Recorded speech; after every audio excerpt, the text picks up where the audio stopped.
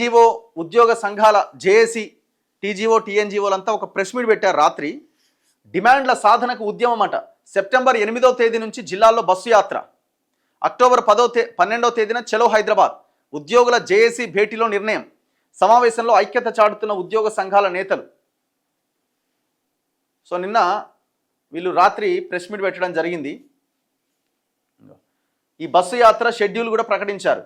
September 8వ తేదీన వరంగల్ జిల్లా, 9వ తేదీన కరీంనగర్ జిల్లా, 10వ తేదీన ఆదిలాబాద్, 11 నిజామాబాద్, 12 సంగారెడ్డి, మెదక్, సంగారెడ్డి అండ్ మెదక్ 12వ తేదీ, 15వ తేదీ వికారాబాద్ జిల్లా అండ్ వికారాబాద్ అండ్ రంగారెడ్డి జిల్లా 15వ తేదీ, 16వ తేదీ మహబూబ్ నగర్ జిల్లా, 17వ తేదీ నల్గొండ, 18 ఖమ్మం కొత్తగూడెం, 19వ తేదీ ఇక మిగిలిన జిల్లాలు. ఇట్లా వీళ్ళు బస్సు యాత్ర చేయాలన్నది ప్లాన్ చేసుకున్నారట.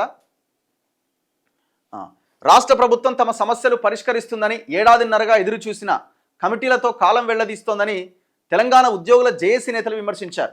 తెలంగాణ ఉద్యోగుల జేఏసీ విస్తృత స్థాయి సమావేశం చైర్మన్ మారం జగదీశ్వర్, సెక్రటరీ జనరల్ ఏలూరి శ్రీనివాసరావు ఆధ్వర్యంలో మంగళవారం హైదరాబాద్లోని టీఎన్జీఓ భవన్లో ఈ ప్రెస్ మీట్ నిర్వహించారు.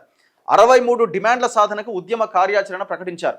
సెప్టెంబర్ 1వ తేదీన హైదరాబాద్ తెలుగు లలిత కళాతోరణంలో పాత పెన్షన్ సాధన సదస్సు నిర్వహించాలని నిర్ణయించారు. అక్టోబర్ 12వ తేదీన చలో హైదరాబాద్కు పిలుపునిచ్చిన జేఏసీ నేతలు సెప్టెంబర్ 8 నుంచి 19 వరకు ఉద్యోగులను సన్నద్ధం చేసేందుకు జిల్లాల్లో బస్సు యాత్ర నిర్వహిస్తామన్నారు.